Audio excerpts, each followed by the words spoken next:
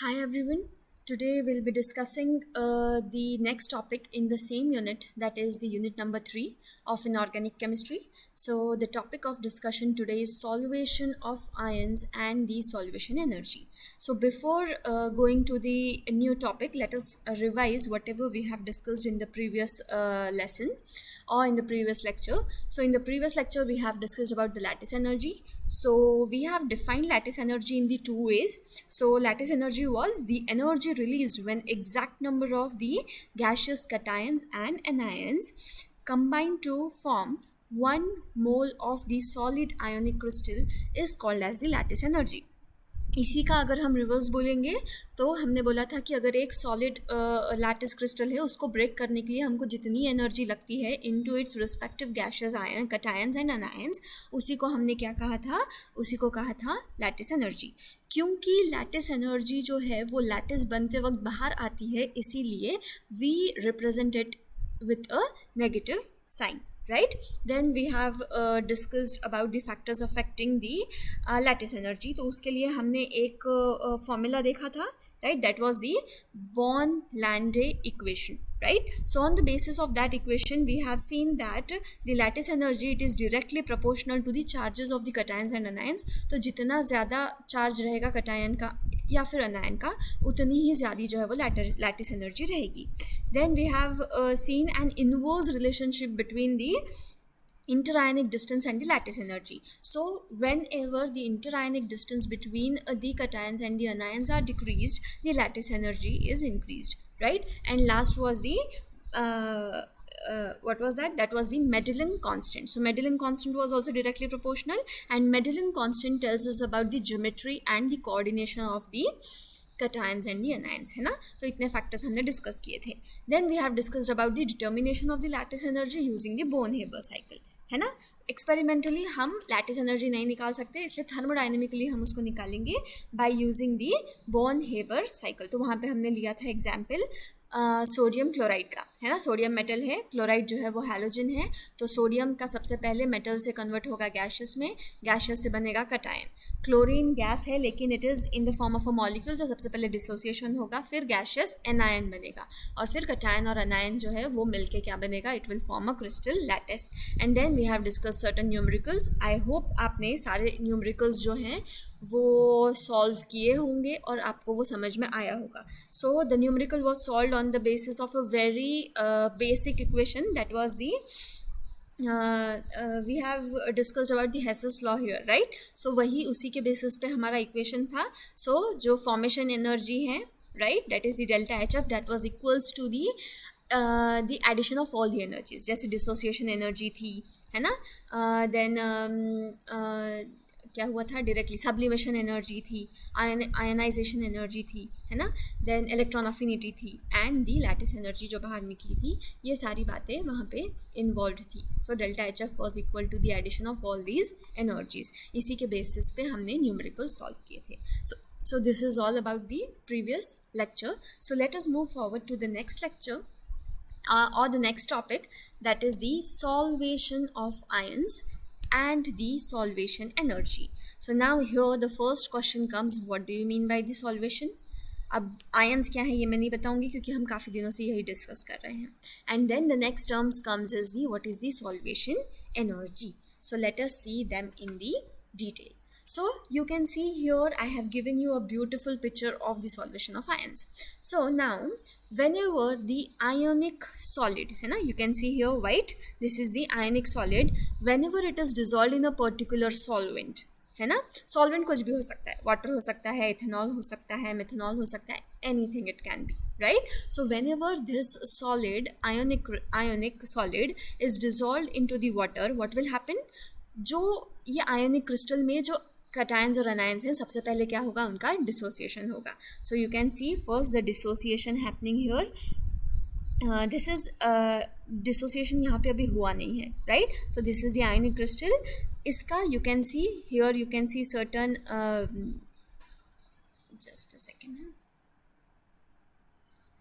Okay, so here you can see we have the sodium cations and you can have the Cl ions over here, right? And यहाँ पे जो solvent लिया है that is the water, so you can see here water molecules in the solution, है ना? So whenever we add the ionic crystal or the ionic solid into a particular solvent, सबसे पहला काम क्या होगा?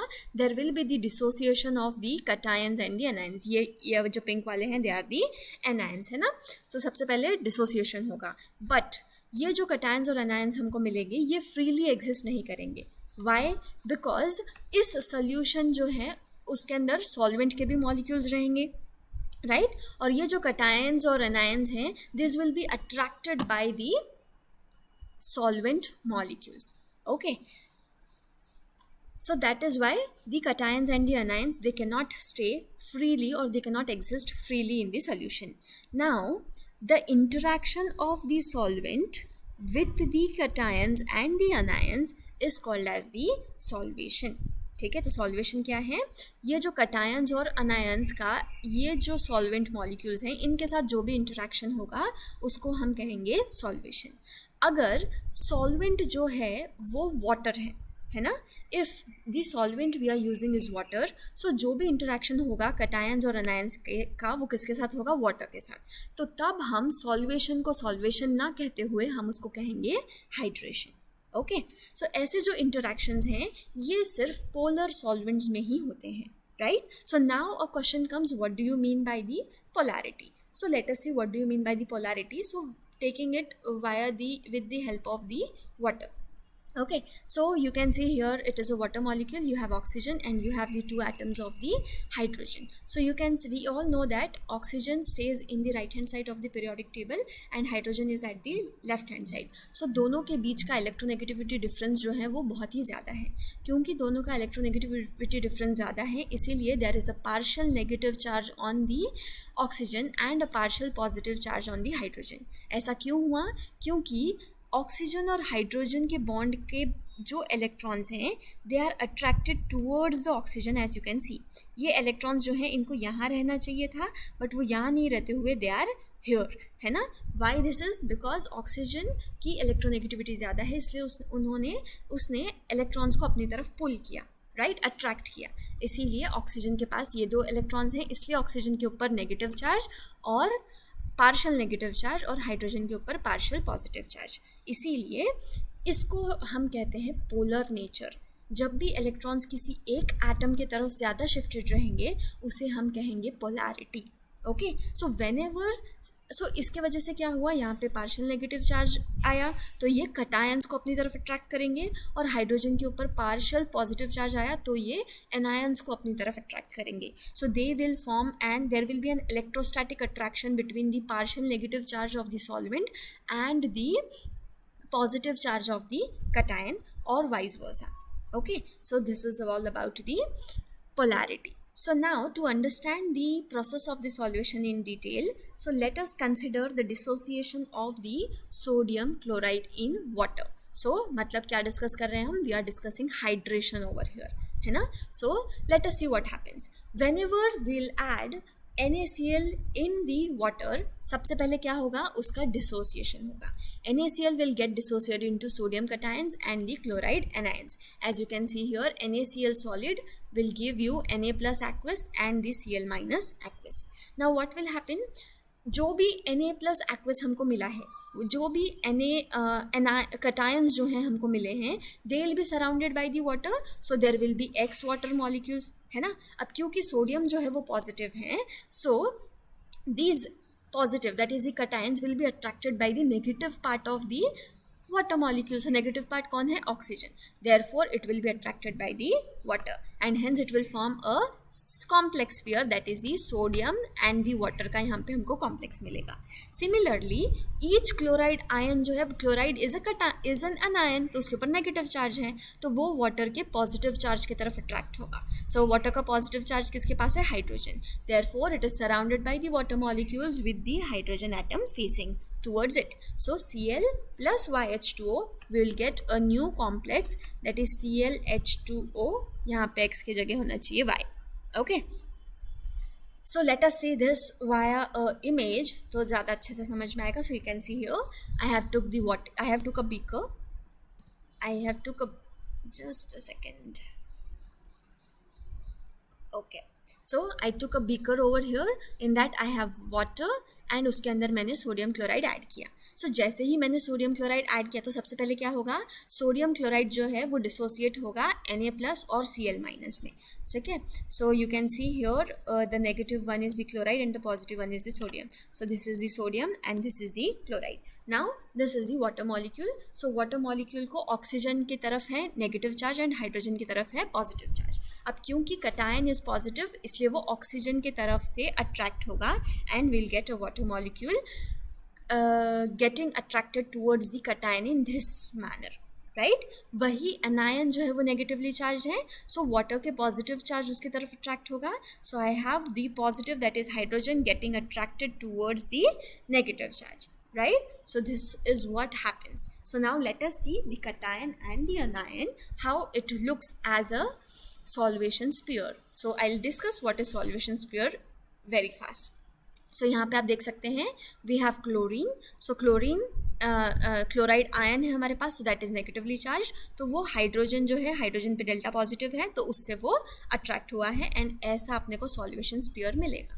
सो सॉल्वेशन स्पीयर क्या है, अनायन को जब सॉल्वेंट के मॉलिक्यूल्स अट्रैक्ट होंगे, अटैच होंगे वाया द इलेक्ट्रोस्टैटिक फोर्स, तब जो स्पीयर बनेगा उसको हम कहेंगे सॉल्वेशन स्पीयर. वैसे ही आप सोडियम का देख सकते हो, सोडियम पॉजिटिव है तो वो ऑक्सीजन के थ्रू जो है वो अट्रैक्ट होगा. So this is the solvation sphere of the sodium ion और the sodium cation. Okay, so now what is happening here, due to the attractive forces between the anion and the solvent molecules or cation and the solvent molecules, some energy is released over here, है ना. और ये जो energy है इसको हम कहते हैं सॉल्वेशन एनर्जी. नाउ अगर सोडियम क्लोराइड के जो आयन्स हैं वो वाटर में इंडिपेंडेंटली रहते तो उनका साइज जो है वो सिर्फ इतना होता, राइट? उनका साइज जो है वो छोटा होता. बट वो इंडिपेंडेंटली एग्जिस्ट नहीं कर रहे हैं, वहाँ पे सॉल्वेशन हो रहा है, हेंस सॉल्वेशन स्पीयर भी आ रहा है. अब अगर ये मॉलिक्यूल वाटर या फिर किसी भी सॉल्वेंट में मूव करेगा तो वो अपने पूरे सॉल्वेशन स्पीयर के साथ जो है वो मूव करेगा. As a result, what has happened here? The effective size of the cation and the anion has increased. ये पहले इतना था अब इतना हो गया, ये पहले इतना था अब इतना हो गया, तो उसका इफेक्टिव साइज जो है वो क्या हो गया, इंक्रीज हो गया. अब जब किसी का साइज बढ़ जाता है तो उसकी स्पीड क्या होगी, कम हो जाएगी. Therefore, their mobility is decreased. Hence, the conductivity of the ions will decrease with increase in the solution. तो यहाँ से हम क्या कंक्लूड कर सकते हैं कि अगर किसी भी मॉलिक्यूल का सॉल्वेशन होता है तो उसकी कंडक्टिविटी जो है वो कम हो जाएगी, है ना. क्यों कम हो गई, क्योंकि सॉल्वेशन जो है वो ज़्यादा है. और सॉल्वेशन कब होगा, it occurs only in presence of the polar solvents, है ना. अगर आपके सॉल्वेंट्स पोलर नहीं है तो सॉल्वेशन कभी भी नहीं होगा, क्योंकि कटायंस और अनायंस सॉल्वेंट मॉलिक्यूल्स को अपनी तरफ अट्रैक्ट नहीं कर पाएंगे या फिर वाइस वर्सा जो है वो नहीं हो पाएगा. Okay, so I hope this is clear to all of you. So we will move to before moving to the next topic, let us discuss whatever definitions we have discussed over here. So here we have discussed about the solvation, right? So solvation क्या है, this is nothing but the interaction of solvent molecules with the solute ions, है ना. जो भी cation और अनायन के साथ solvent molecules का जो भी interaction रहेगा उसको हम कहेंगे solvation. What is hydration? Hydration is nothing but the interaction between the water molecules. तो यहाँ पे solvent is been replaced by the water molecules, है ना. And the solute ions, it is called as the hydration. So जब भी interaction solute ions और water molecules के बीच में होगा उसको हम कहेंगे hydration. Now moving towards the solvation energy. So what is solvation energy? The energy released due to the attractive force between solvent molecules and the solute ions. जब भी आपके cations और anions solvent molecules को अपनी तरफ attract करेंगे या फिर जब वो एक दूसरे की तरफ अट्रैक्ट होगी तब जो एनर्जी बाहर निकलेगी उसको हम कहेंगे solvation energy. So I hope the definitions are clear to you. So moving towards the next part of the topic, that is the determination of the solvation energy, right? So कैसे determine करेंगे? Again by the Born-Haber cycle. So the energy changes whatever they are occurring during the solvation of the ionic solid, इसको हम दिखा सकते हैं by using the Born-Haber cycle. So here you can see I have drawn a Born-Haber cycle of the sodium chloride solid. It is getting dissolved into the solvent. So you can see here Na plus Cl minus का solid है, they are getting converted into Na plus gaseous and the Na and the Cl minus gaseous. क्या हो गया उनका? Dissociation हो गया. So before that what happens? Na plus will convert to Na plus aqueous, है ना, and this Cl will be converting to Cl minus aqueous. Okay, so now here you can see Na plus Cl minus solid का breakdown हुआ उसके corresponding ions in the gaseous state में. मतलब ये क्या है? This is the lattice energy. So this is the lattice energy required to break the solid sphere into its gaseous ions, है ना? So this is the required, इसलिए इसको हमने arrow के ऊपर लिखा है. Okay, so U is nothing but the lattice energy. Now what is L? L is the latent heat. Okay, so L क्या है? सॉल्यूशन का लैटेंट हीट जो है वो है. सो सॉल्यूशन का लैटेंट हीट मतलब जो लैटेंट हीट जो है वो बाहर निकलेगा. Now what is delta H S plus and delta HS negative over here? This is nothing but the solvation energy of a cation and the solvation energy of the anion. Okay, so यहाँ से we can see the heat of solution. यहाँ से हम heat of solution calculate कर सकते हैं. So heat of solution is nothing but L is equals to U plus delta HS positive plus delta HS negative. So U is the lattice energy, delta HS positive is the solution energy of the sodium cation, and delta HS negative is the solution energy of the chloride anion. Okay, and L is nothing but the lattice energy over here. Now since we can calculate what happens here, the heat of solution at infinite dilution and the lattice energy are known. Okay, so यहाँ पे L और U जो है ये हमको पता है. U lattice energy, इसको कैसे कैलकुलेट करते हैं हमने पिछले लेक्चर में पढ़ा था.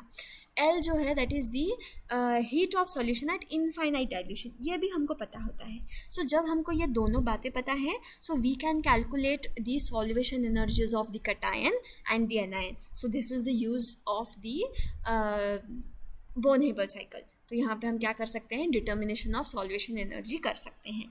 सो यहाँ से हमको कटायन और अनायन की सॉल्वेशन एनर्जी एक साथ पता चलेगी.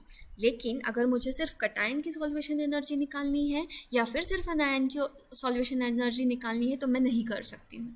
Okay, so there is a drawback. We can not calculate the individual solution energy of any of the ion. So हमको ये as a pair ही मिलेगा. That is, we'll get the solution energy of cation and the solution energy of anion together.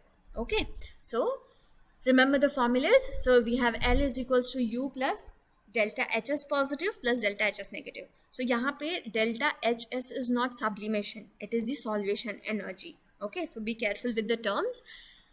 So let us talk about the factors that are affecting the solvation and the solvation energy. Okay, so थोड़ा सा discuss करते हैं क्या क्या factors जो हैं वो affect कर सकते होंगे. Okay, so first point here is the ionic potential. So what do you mean by ionic potential? Ionic potential is nothing but the ratio of charge to the radius of the ion. मतलब charge to radius, है ना?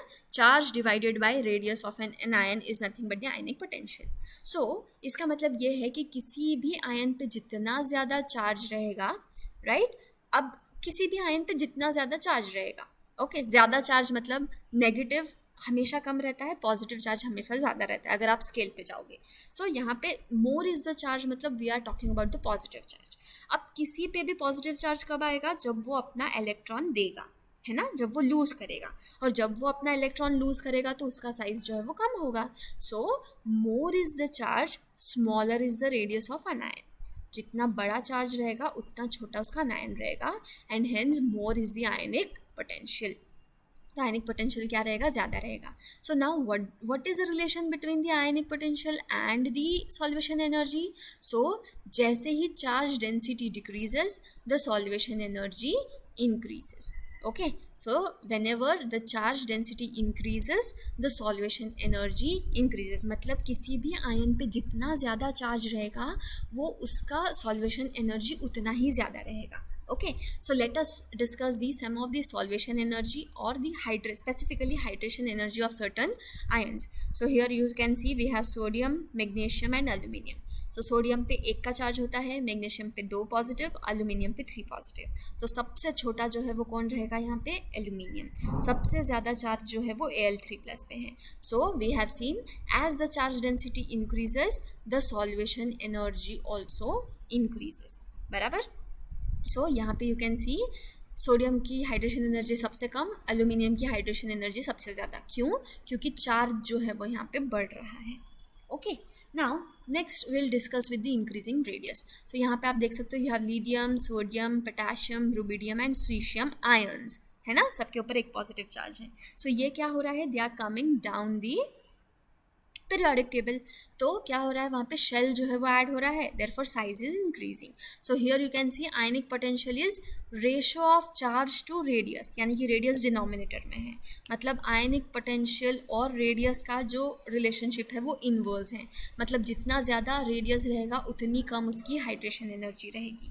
इसलिए आप देख सकते हैं यहाँ पे सीशियम का साइज जो है वो सबसे बड़ा है, इसीलिए उसकी आयनाइजेशन एनर्जी या फिर आयनिक पोटेंशियल या फिर हाइड्रेशन एनर्जी जो है वो क्या है, सबसे कम है. और लिथियम का साइज सबसे छोटा है, इसीलिए उसकी हाइड्रेशन एनर्जी सबसे ज़्यादा है. बाकी हम यहाँ पे चार्ज पे डिस्कस नहीं कर सकते हैं क्योंकि चार्ज जो है वो सबके ऊपर सेम है, right. So this is the ionic potential. So remember, ionic potential is radius of charge to the radius of ratio of charge to radius of ion. जितना ज़्यादा चार्ज उतना ज़्यादा आयनिक पोटेंशियल, जितना कम रेडियस उतना ज़्यादा आयनिक पोटेंशियल, जितना ज़्यादा आयनिक पोटेंशियल उतना ज़्यादा solvation energy. Okay, so next is the dielectric constant. So what do you mean by a dielectric constant? It is nothing but the measure of polarity of the solvent, है ना. इससे हम major कर सकते हैं कि हमारा सॉल्वेंट जो है वो पोलर है कि नहीं है. सो पोलैरिटी ऑफ सॉल्वेंट से क्या मतलब है, जितना ज़्यादा आपका सॉल्वेंट पोलर रहेगा उतना ज़्यादा सॉल्वेशन होगा, है ना. सो वी हैव सीन कि सॉल्वेशन जो है वो पोलर सॉल्वेंट्स में ही होता है. So more is the dielectric constant, more is the polarity of the solvent. So higher is the dielectric constant of the solvent, larger is the solution energy and higher is the solution. मतलब जितना ज़्यादा dielectric constant रहेगा उतना ज़्यादा आपका आप उतना ज़्यादा जो I just got confused because of this. Okay, so जितना ज़्यादा डाइलेक्ट्रिक कांस्टेंट रहेगा उतना ज़्यादा पोलर आपका सॉल्वेंट रहेगा, और जितना ज़्यादा सॉल्वेंट पोलर रहेगा उतना ही ज़्यादा सॉल्वेशन एनर्जी रहेगी. ओके, और उतना ही ज़्यादा सॉल्वेशन होगा. So polar solvents dissolves the ionic solids. क्यों? क्योंकि पोलर सॉल्वेंट्स में there is partial positive charge and the partial negative charge, so they will be attracted towards the cations and the anions. Okay, moving towards the next factor that is affecting, that is the lattice energy. So what is lattice energy?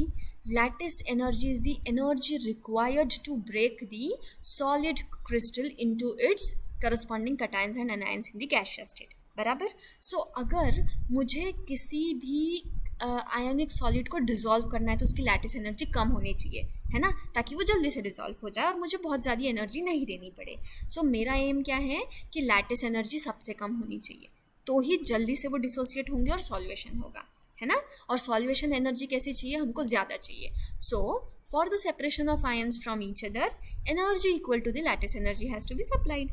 At the same time, if solvation takes place, अगर उसी वक्त solvation होगा, so energy equal to the solvation energy भी release होगी. इसीलिए अच्छी बात क्या होती है, if the smaller is the value of lattice energy and higher is the value of solvation energy, then the solvation is favored. कब सॉल्वेशन फेवर होगा, जब लैटिस एनर्जी हमको कम लग रही है और सॉल्वेशन एनर्जी अगर बहुत ज़्यादा हमको मिल रही है, so solvation is favoured in that case. Okay, so this is all about the factors affecting the solvation energy.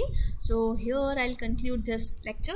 So thank you so much for your patient listening, and I'm sorry for whatever mishappenings happens during the lecture. So please go through the lectures very nicely, thoroughly, and please ping me if you have any problems. Thank you so much.